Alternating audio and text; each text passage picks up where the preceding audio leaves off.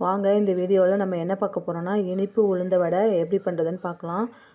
நம்ம ஆல்ரெடி வந்து காரத்தில் தான் உளுந்த வடை நான் போட்டிருந்தேன். இது வந்து இனிப்பில் வந்து இன்றைக்கி இப்போ ட்ரை பண்ணியிருக்கேன். இதுதான் ஃபஸ்ட் டைம் ட்ரை பண்ணேன். வாங்க எப்படி பண்ணுன்னு பார்க்கலாம். இது வந்து பெருசாக ரெசிபி எதுவும் எடுக்கலை. இதில் வந்து வெல்லம், ஏலக்காய், கொஞ்சமாக அரிசி மாவு ஆட் பண்ணியிருக்கேன். கொஞ்சம் நீர்த்து போயிடும் வெல்லம் இது பண்ணால். அன்றைக்கி இட்லிக்கு மாவு அரைச்சப்போ கொஞ்சமாக உளுந்த மாவு எடுத்து வச்சுருந்தேன். எண்ணெய் காஞ்சதும் இந்த மாதிரி தட்டி போட்டுக்கலாம். அது வந்து கொஞ்சம் ரொம்ப வந்து வெல்லம் போட்டால் இலகும். அதனால் வந்து நீங்கள் கொஞ்சம் அரிசி மாவு வந்து ஆட் பண்ணிக்கோங்க. அரிசி மாவு வந்து நீங்கள் கொஞ்சம் இந்த மாதிரி கெட்டி பதம் வர வரைக்கும் ஆட் பண்ணிங்கன்னா ரொம்ப சூப்பராக வந்திருக்கும். அன்றைக்கி வந்து ரொம்ப சூப்பராக வந்துருந்துச்சு, ரொம்ப டேஸ்ட்டாகவும் இருந்துச்சு. இது வந்து நல்லா ஆறி போய் சாப்பிட்டா, சூடாக சாப்பிட்றத விட ஆறி போய் சாப்பிட்டா ரொம்ப டேஸ்ட்டாக இருந்துச்சு. இது வந்து கருப்பட்டி வடைன்னு சொல்லுவாங்க. இனிப்பில் வந்து உளுந்த வடைன்னு சொல்லுவாங்க.